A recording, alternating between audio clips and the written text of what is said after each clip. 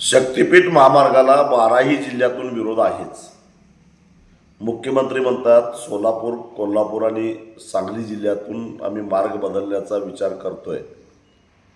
मुख्यमंत्री महोदयांना मला एवढंच सांगायचं आहे की हा रस्ताच मुळात अनावश्यक आहे. त्याला समांतर असणारा रस्ता पूर्ण क्षमतेनं वापरला जात नाही आहे. महाराष्ट्राला कर्जाच्या खाईत लोटणारा हा रस्ता आहे. त्याची काही गरज नाही आहे. त्याच्यामध्ये मोठा भ्रष्टाचार होतो आहे. त्यामुळं एकतर हा रस्ताच रद्द केला पाहिजे असं 12च्या 12 जिल्ह्यातल्या शेतकऱ्यांचं ठाम मत आहे. कोकणामध्ये जायचं असेल, विशेषतः गोव्याला जायचं असेल तर शक्तीपीठ महामार्गाला सांगली, सोलापूर आणि कोल्हापूर जिल्ह्यातूनच जावं लागेल आणि आम्ही तर ते जाऊन देणार नाही.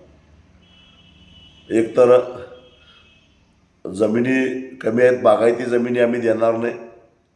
शिवाय महापुराचा धोका आहे आणि सिंधुदुर्ग जिल्ह्यामध्ये हा इको सेन्सिटिव्ह झोनमधून जातो.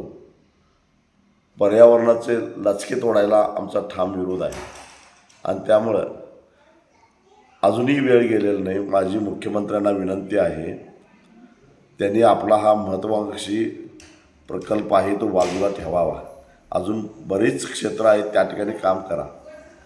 तुमच्याकडे पैसा नाही, कर्मचाऱ्यांचे पगार देत नाही, ठेकेदारांची बिलं देत नाही, कशाला शक्तीपीठ महामार्ग कर्ज काढून करताय, एवढंच माझं म्हणणं आहे.